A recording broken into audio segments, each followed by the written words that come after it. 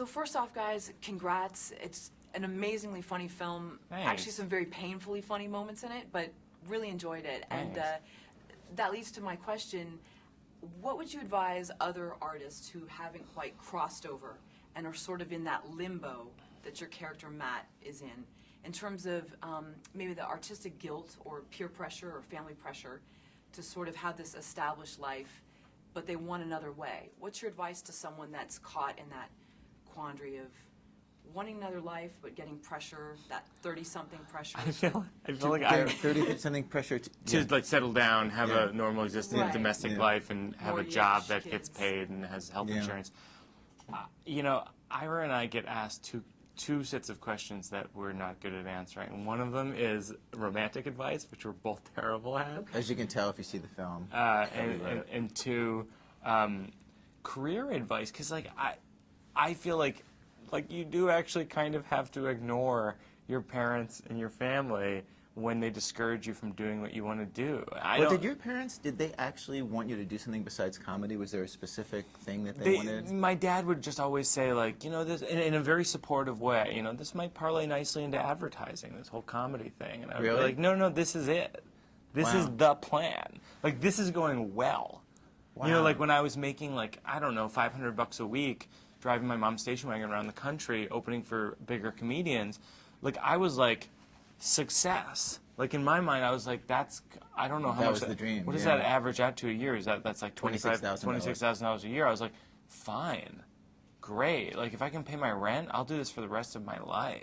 I had this experience when my parents are I've said this before and it makes them upset, but it's true. They're the only Jews in America who don't like public broadcasting, and they completely disapproved of me working in public radio in my 20s and were constantly trying to get me to go to medical school, which they only stopped like after I was in my mid-30s. I feel like my parents wanted me to go to something like medical school, but not medical school, because then I could have the potential to hurt people.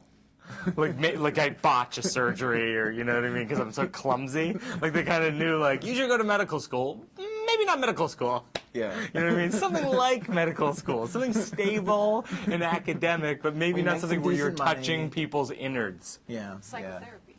Psychotherapy. You'd be great at yeah, that. I would have been a very You'd good be great at therapist. that. Yeah. But I think I feel like this is one we can answer. I feel like if people want to make stuff for a living of some sort, if they want to do some sort of creative work, they have to ignore their families. Like, it's an inherently selfish true. thing. Yeah, like the thing about the character in the film is that he's in denial about his relationship going south. He's in denial about his health deteriorating, his sleepwalking getting worse, and he's in denial about how badly his career is going. And we always thought the kind of fun thing about that was that is the one strand of denial that actually works in his favor. Yeah. And that's actually, I always thought that was kind of a neat thing about the film, is that we're not dismissing denial entirely. No, We're our saying, lives are based on it. Embrace it, yeah. Yeah, I also took a long time before I was any good at making a radio story. Listening to an interview with Henry Rollins, he talked about he had an agent who said, "Oh, don't worry, sit back, the work will come, just be patient." And he said, "No, I'm not going to accept that. I'm going to go ahead and book myself." So, Good for Ira, him. having had the successful career you've had for years, what would you say to Mike and to all of us on thriving and sustaining a career in this business? This business being the movie business? Movie business, she radio, just anything means- where you're sort of out there in front of the people. I think she just means losing artistic battles, like inherently, like uphill creative jobs. Anyone struggling in that, what do you suggest? Is that the question? Yeah, what's the piece of sort of, is there a mission statement, is there a mantra where someone could sustain and thrive at the same time, or is that not possible for years? What would you say is your sort of mantra? I feel like to I can yourself? answer this. Oh, okay. Go for it, baby. Go for it. Well, I feel like it's like do what you love and do what inspires you when you see it, that makes you feel something or makes you want to do that thing, but also listen to people's criticism.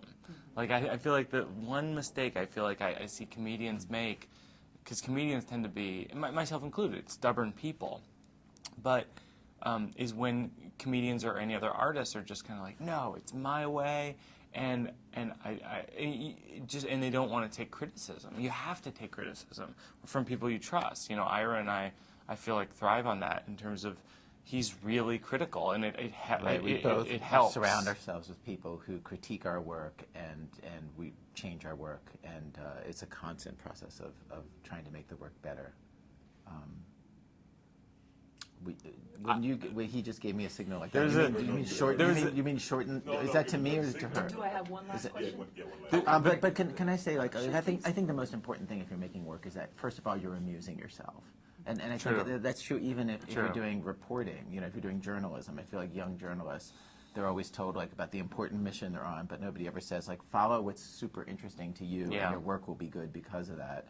And then I think in terms of the business side of it, now there are so many ways that you can actually get work out to people and make it happen. And even with this film, like we had never made a movie before, and IFC is a great distributor, distributes lots of independent films, and they were able to get us into 34 theaters using the normal ways they did it. And then which is a lot for a small movie. For a first-time movie.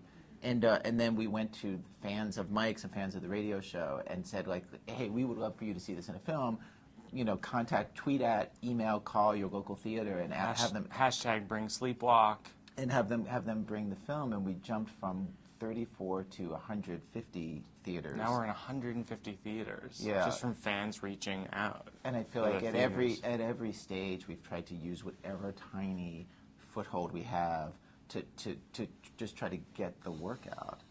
So I feel like I feel like anybody who's excited about their own work and ambitious tries to do that. But yeah, I feel like I've been doing that. The thing that we did with the theaters, I feel like I've been doing that since day one in stand-up comedy. Like when I was an MC at the DC Improv making like $50 a night, at the end of the show I had like a list out, sign up for my email list. And it's like I was terrible.